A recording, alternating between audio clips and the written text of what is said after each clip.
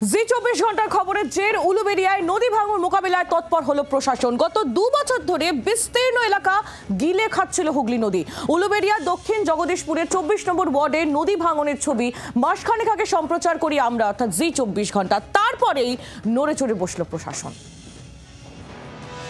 হাওড়ার উলুবেড়িয়ায় দক্ষিণ জগদীশপুরের 24 নম্বর ওয়ার্ডে বাঁশতলায় নদী ভাঙন। কোথাও 30 মিটার, কোথাও 60 মিটার, কোথাও আবার 70 মিটার জায়গা জুড়ে ভাঙন। ধসে গিয়েছে নদী বাঁধের ঢালাই রাস্তাও।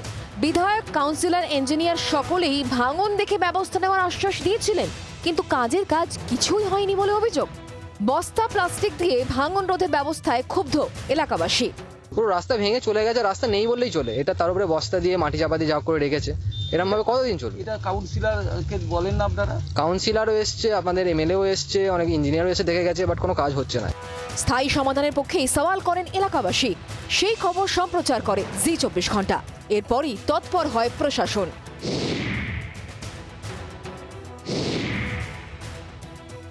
24 ঘন্টা নিউজ চ্যানেলকে কৃতজ্ঞতা জানাবো যে তারা প্রথমে ভাঙন থেকে শুরু করে আজকে পার্মানেন্ট সলিউশন প্রতিটা ক্ষেত্রেই তারা তৎপরতার সঙ্গে প্রশাসনকে এবং উলুবেড়িয়া পৌরসভা এবং আমাদের প্রত্যেককেই তারা কাজটা যাতে আরও দ্রুততার সঙ্গে হয় তারা সদা সর্বদা সচেষ্ট আছে।